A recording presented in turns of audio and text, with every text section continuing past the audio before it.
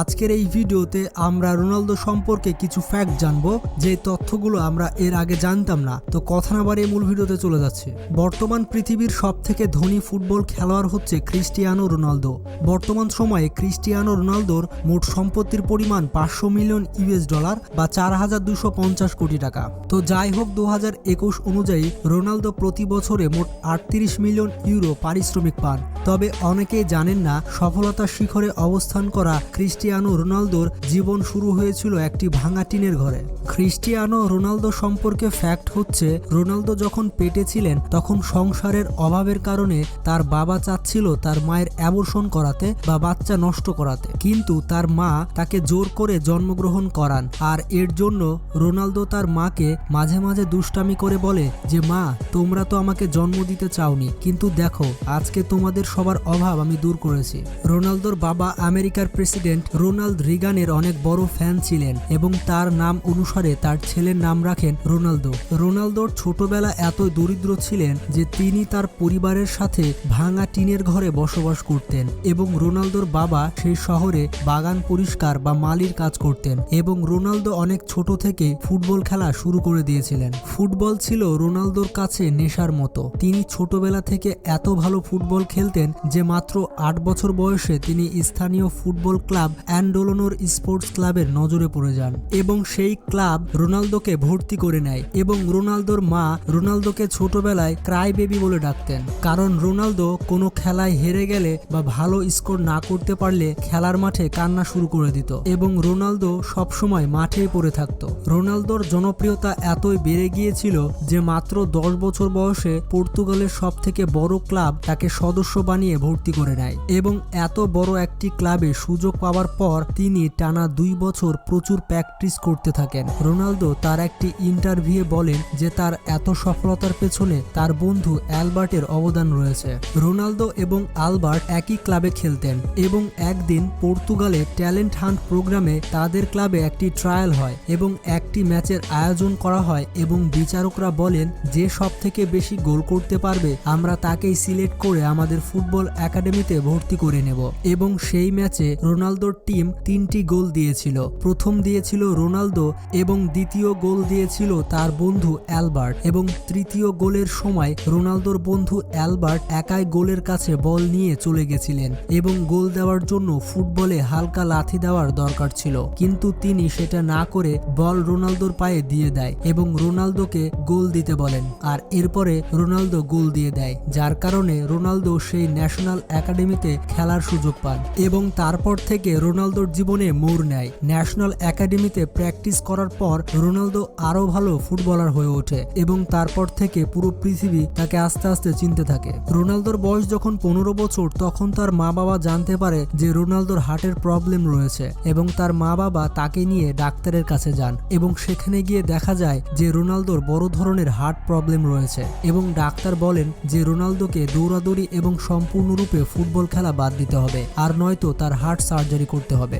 এবং রোনালদো এতটাই ফুটবল প্রেমী ছিলেন যে তিনি ফুটবল ছেড়ে দেওয়ার চাইতে হার্ট সার্জারিকে বেছে নেন। সৌভাগ্যবশত সম্পূর্ণভাবে রোনালদোর হার্ট সার্জারি সম্পূর্ণ হয় এবং সুস্থ হওয়ার পর যখন রোনালদো মাঠে নামার জন্য প্রস্তুত তখন আরেকটি বড় আঘাত চলে আসে এবং রোনালদো লিসবন শহর থেকে জানতে পারেন যে অতিরিক্ত মদ খাওয়ার কারণে তার পিতার মৃত্যু হয়েছে। তার পিতার মৃত্যুতে রোনালদো অনেক ভেঙে পড়েন এবং মজার ব্যাপারটি হচ্ছে মদের কারণে তার বাবার মৃত্যু হওয়ার জন্য রোনালদো আজ পর্যন্ত মদ খাননি এরকম শোনা গেছে। যেহেতু রোনালদোর বাবা একমাত্র পরিবারে ইনকাম করত তাই পরিবারের দরিদ্রতা দেখা যায় এবং এই পর্যায়ে রোনালদোর মা বিভিন্ন লোকের বাড়িতে বাড়িতে কাজ করে সংসার চালাতে শুরু করেন এবং রোনালদোর মা এদিকে তাকে মন দিতে না বলেন এবং সম্পূর্ণ মনোযোগ ফুটবলে দিতে বলেন এবং রোনালদো পুরোদমে তার ক্যারিয়ারে ফোকাস করেন এবং মাত্র 17 বছর বয়সে তার দেশের ন্যাশনাল টুর্নামেন্টে অনেক ভালো পারফরমেন্স করেন, যার কারণে তিনি মিডিয়ার চোখে পড়ে যান এবং তার উপর চোখ পড়ে ইংলিশ ক্লাব ম্যানচেস্টার ইউনাইটেডের।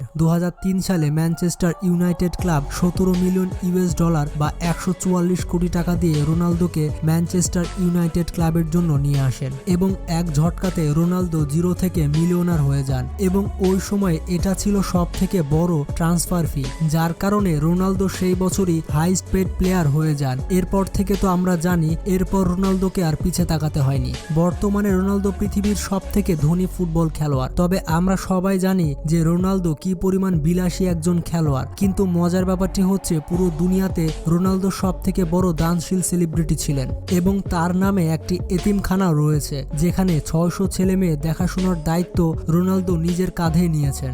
এছাড়া নভেম্বর 2012 সালে ক্রিস্টিয়ানো রোনালদো তার গোল্ডেন বুট নিলামে তুলেছিলেন, আর এই নিলামে গোল্ডেন বুট 13 কোটি টাকায় বিক্রি হয়েছিল।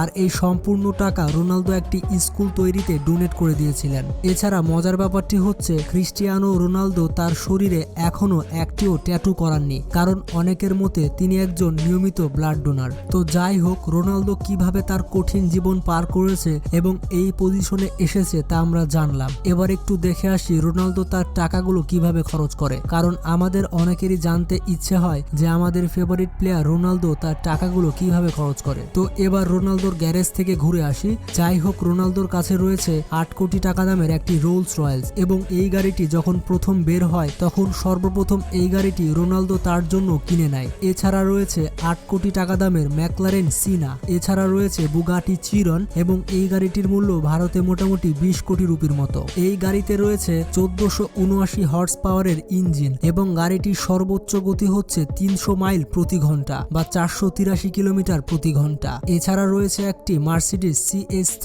কপ, এছাড়া রয়েছে একটি 30 কোটি টাকা মূল্যের বুগাটি ভেরন, রয়েছে 10 কোটি টাকা মূল্যের রোলস রয়েলস ফ্যান্টম, রয়েছে 6 কোটি টাকা মূল্যের ল্যাম্বরগিনি অ্যাভেন্টেডর, রয়েছে একটি ম্যাকলারেন MP4, আরও রয়েছে ফেরারি F12। এগুলো ছাড়াও রয়েছে একটি পোর্শে 911 টার্বো, একটি 3 কোটি টাকার পোর্শে পানামেরা। রোনালদোর গ্যারেজে মোটামুটি 21টি গাড়ি রয়েছে, তবে যেগুলো বলার মতো শুধু সেগুলোই বললাম। এছাড়া গাড়ি বাদ দিয়ে রোনালদোর দুটি প্রাইভেট জেট প্লেন রয়েছে। প্রথম প্রাইভেট জেট প্লেনটি হচ্ছে গালফস্ট্রিম 200 এবং এই প্লেনটির মূল্য প্রায় 150 কোটি টাকা। এছাড়া রয়েছে 480 কোটি টাকা মূল্যের গালফস্ট্রিম 650। আর বিশেষ করে রোনালদো এই প্রাইভেট জেট প্লেনে কোনো দেশে ভ্রমণ করতে বা খেলতে গেলে নিয়ে যান।